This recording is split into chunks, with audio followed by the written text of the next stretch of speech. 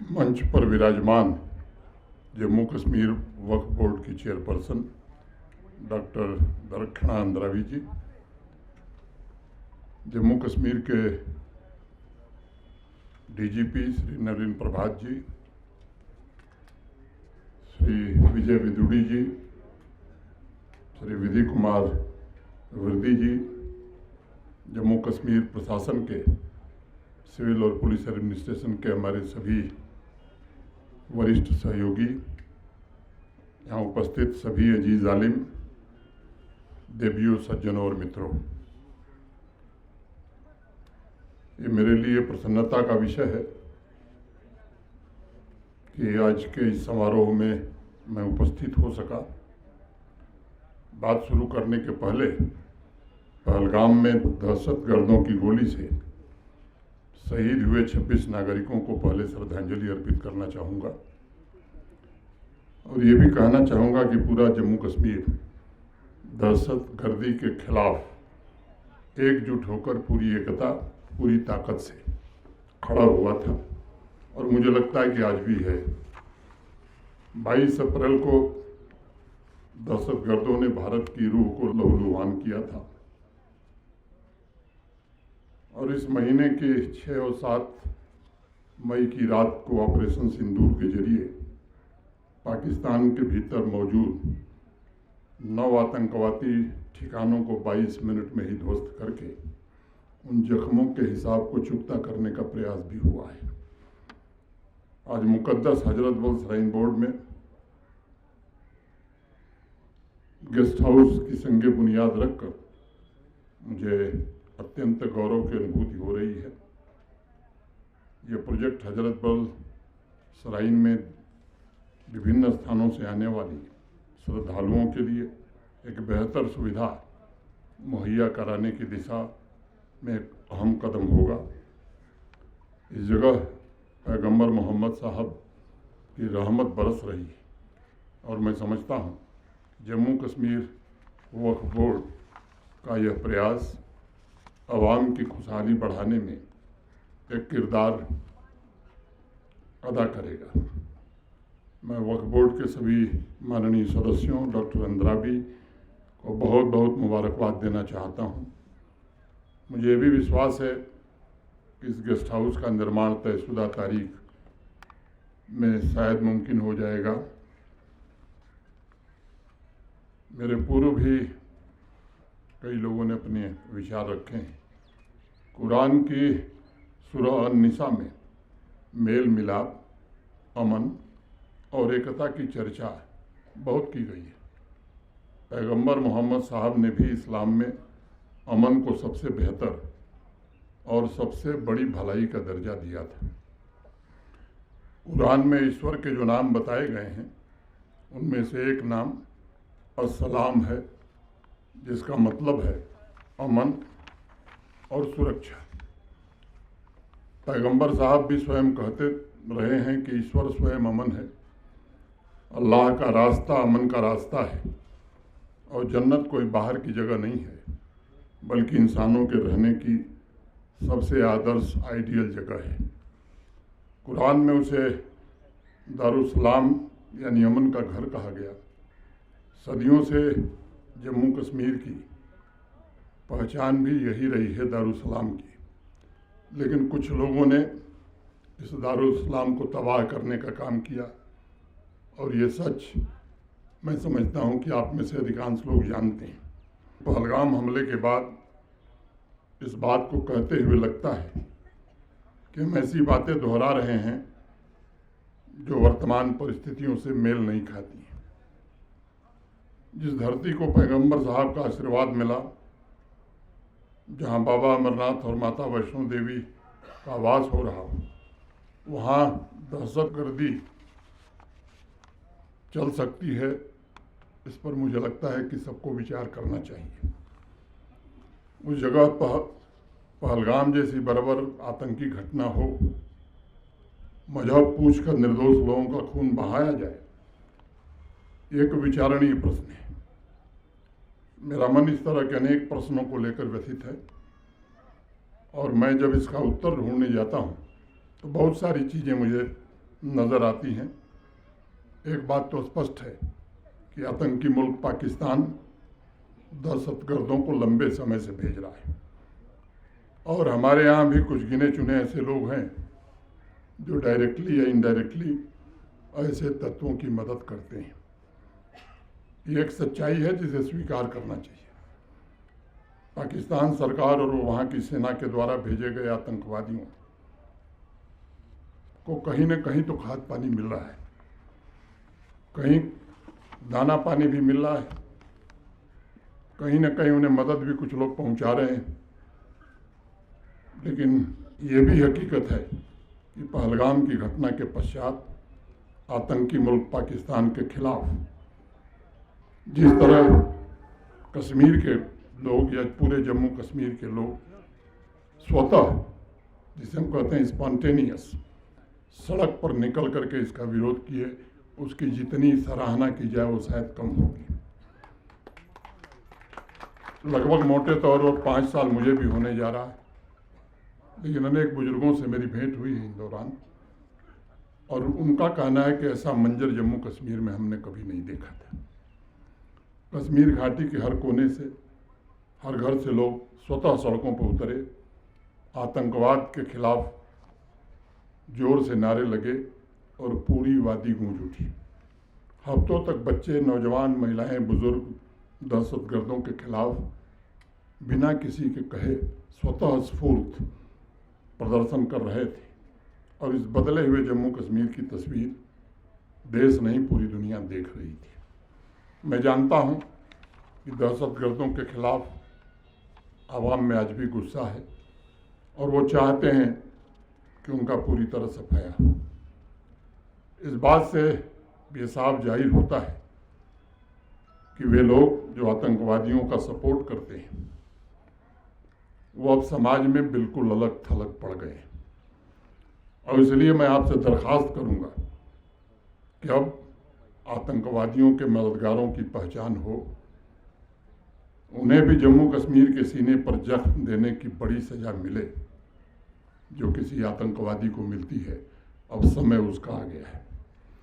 आज मैं अवाम के बड़े बुजुर्गों से और विशेष रूप से स्कॉलर से ये निवेदन करना चाहूँगा कि जिस तरह आपने मिलकर आतंकी मुल्क पाकिस्तान को कश्मीर की सड़कों पर बेनकाब किया है, उसी तरह पाकिस्तानी दहशतगर्दों के मददगारों को भी बेनकाब करने के लिए आगे हमें अवाम की अमन और तरक्की इसी से सुनिश्चित होगी। मैं समझता हूं कि जो पुरानी पीढ़ी है वो आतंकी मुल्क पाकिस्तान की करतूतों से भली भांति परिचित है। जब कोई मुल्क आज़ाद होता है, किसी मुल्क से अलग होता है, अपना नया आसिया बनाता है, तो सबसे पहले वो चाहता है अपने आसिये को सजाना। लेकिन सोचिए 1947 में क्या हुआ था। आज़ादी अभी मिली थी भारत को, पाकिस्तान को। नया आसियाना मिलते ही अपने अवाम की भलाई, उसकी तरक्की और ख्वाहिशों को छोड़कर 3 महीने के अंदर जम्मू कश्मीर पर कबायलियों के नाम पर आक्रमण उसी दिन से शुरू हो गया। इससे मैं समझता हूं कि उसके चरित्र, कैरेक्टर को समझा जा सकता है। स्टेट पॉलिसी के तहत आतंकवादियों को पालना, आतंकवाद को प्रश्रय देना और हजारों निर्दोष नागरिकों का खून बहाना, मैं समझता हूं कि ये वहाँ की स्टेट पॉलिसी बन गई है। वहाँ की आवाम रोटी के लिए तरस रही है, बुनियादी नागरिक सुविधाओं के लिए तरस रही है, दुनिया भर घूम करके भीख का कटोरा मांग रही है। भीख मांगने के बाद भी आवाम का पेट नहीं भर रहा है, बल्कि आतंकवादियों को आर्थिक सहायता पहुंचाई जा रही है और जम्मू कश्मीर में आतंकवादी भेजने के लिए प्रयास किए जाते हैं। मैं अर्ज करूंगा आपसे कि ऐसे मुल्क के आतंकवादियों से जुड़े जो तत्व आवाम में छिपे हैं, अब वक्त आ गया है कि उन्हें पूरी तरह से समाप्त किया जाए।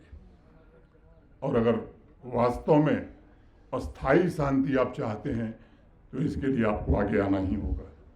और इसीलिए मैं कहूँगा, कई लोगों ने शेर पढ़े, मैं भी एक आध पढ़ता हूँ, मेरे साथ तुम भी दुआ करो, यूं किसी के हक में बुरा न हो, मेरे साथ तुम भी दुआ करो, यूं किसी के हक में बुरा न हो, कहीं और हो न ये हादसा, कोई रास्ते में जुदा न हो।